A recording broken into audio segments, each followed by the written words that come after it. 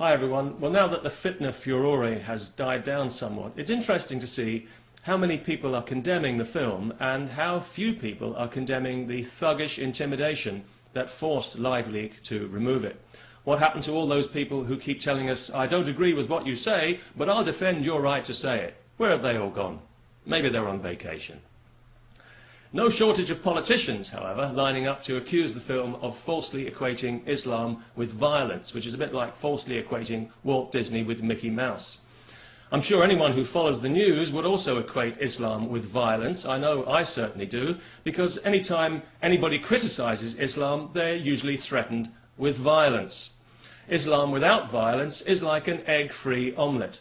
The religion is predicated on violence and the threat of violence. It's a religion of peace in the same way that North Korea is a People's Democratic Republic.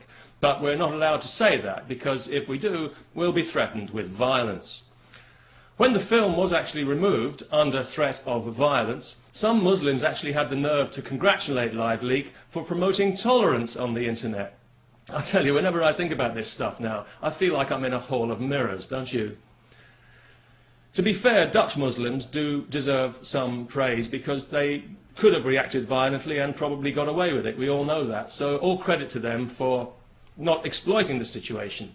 But the very fact that we are grateful to them pretty much proves the point of the film. Because let's be clear about this, it was the threat of Muslim violence that caused the Dutch government to grovel in such abject dimitude and to run around apologizing like headless chickens before and after the event, a spectacle which I'm sure many Muslims enjoyed. And why shouldn't they enjoy it? After all, it sends out a clear message to the entire Muslim world that in Europe we won't stand up for what we believe in, or what we say we believe in, and we will be intimidated into silence. All you've got to do is shake your fist and we'll do exactly as we're told.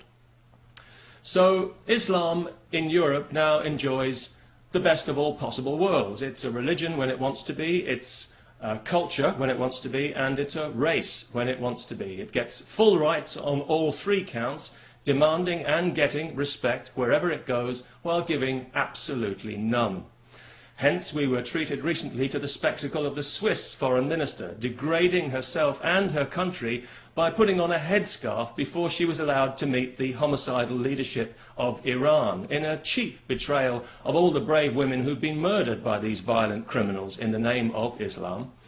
The Iranian government were among the first to criticize the film too, taking time out from executing children, again in the name of Islam, to denounce it roundly. But I'm sure most people realise that this fake outrage is in no way genuine. It's all part of a cynical campaign of intimidation by the Islamic world to force unwanted Islamic values into Western society. And that's why in every free country there is now aggressive Islamist pressure groups, usually funded by the Saudis, who claim to speak for all Muslims, but who actually speak only for a small band of fanatical bigots like themselves, and who are very quick to insult our culture and our values as degenerate and immoral, while being themselves ultra-sensitive to any perceived criticism, portraying themselves as victims, as oppressed, rather than the oppressors they are, knowing that if you repeat the lie often enough, people will start to believe it. Mr. Goebbels taught us that little nugget of wisdom, and the would-be authors of the next Holocaust have learned the lesson well.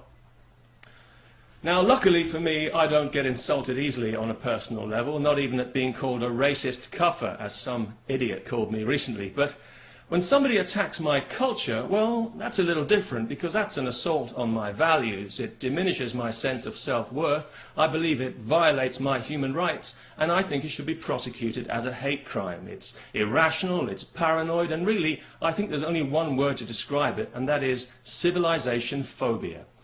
This is a word I like to use as a kind of umbrella word for a host of different phobias that manifest themselves in Islam, including eleutherophobia, fear of freedom, epistemophobia, fear of knowledge, prossophobia, fear of progress, peccatophobia, fear of sinning or imaginary crimes, categolephobia, fear of being ridiculed, xenophobia, fear of new things and ideas, cherophobia, fear of gaiety, big fear of gaiety, and the biggest fear of all, of course, gynophobia, fear of women.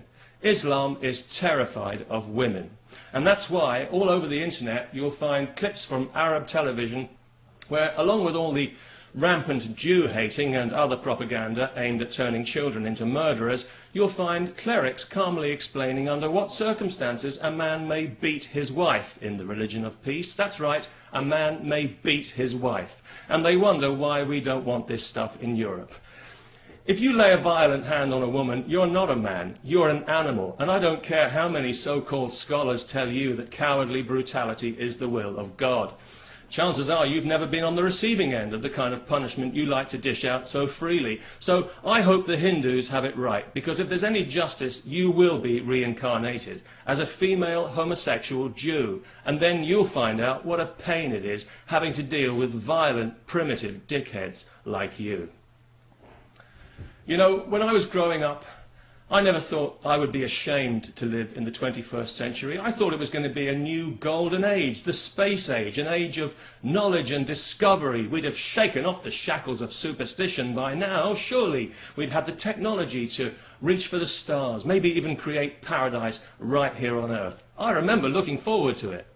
Well, here we are. And what have we got? We've got Islam, a violent 7th century desert dogma that wants to take over the world, remove our freedom, subjugate women, brainwash children, persecute Jews and homosexuals, and drag us all back 1,000 years. And all we can do is make excuses for it for fear of causing offence.